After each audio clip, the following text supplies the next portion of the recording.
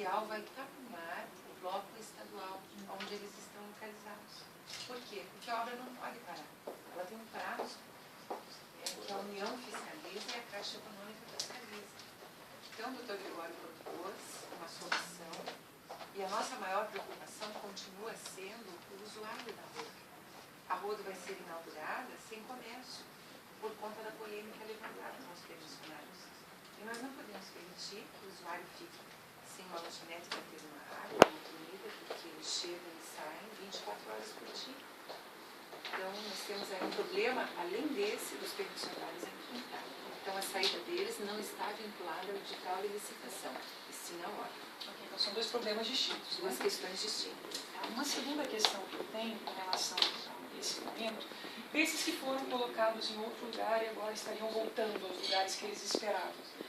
Me parece que a questão de box e quantidade de empresa, para eles está sanado, me parece, né? Que eles têm essa questão de que mesmo que eram 10, agora eles aceitam um espaço menor, essa situação está sanada ou não? Veja, nós temos hoje na rodoviária, assim que ficar pronta na totalidade, teremos 31 espaços públicos a serem preenchidos mediante licitação.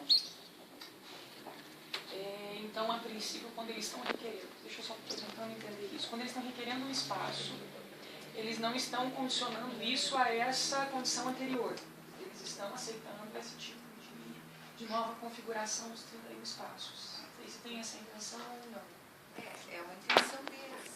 Mas é um espaço que só tem um pré-requisito para ser ocupado. Claro. E aí onde eu queria chegar? A questão de pré-requisito, eles trazem muito forte essa questão de um TAC ou de algum termo especial, que a gente sabe pode acontecer, mas é algo realmente desgastante. Não foi questionado em algum momento a questão de algum recadastramento? Quando foi falado, ventilado a questão de que alguém teriam débitos ou não teriam esse comprometimento, a intenção que a gente escutou foi, se esses tiverem débitos ou se esses tiverem pendências, eles poderão ser excluídos. A princípio, o que era essa intenção? Se a pessoa não cumpriu o seu papel, ela não teria essa condição de pleito.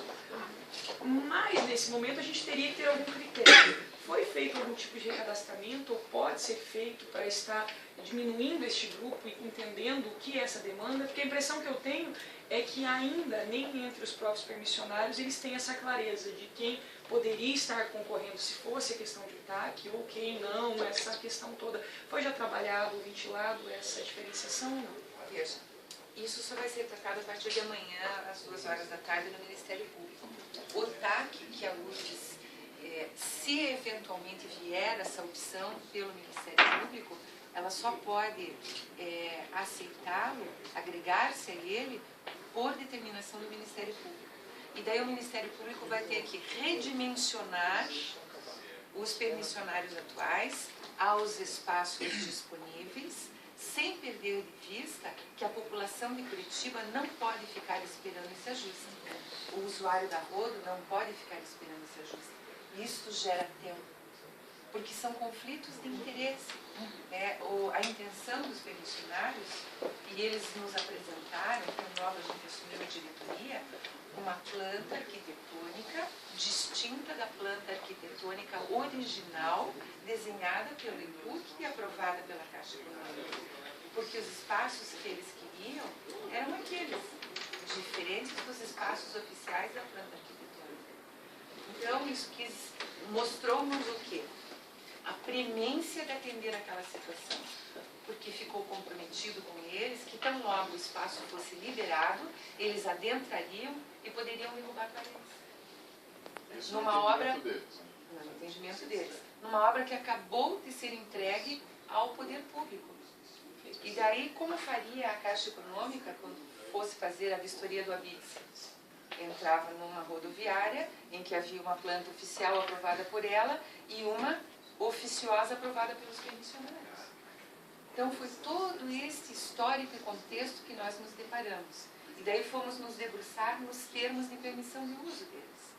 E a cláusula 6ª diz: tem a URGS o poder discricionário de a qualquer tempo alterar, modificar ou revogar a presente permissão de uso unilateralmente mediante notificação extrajudicial.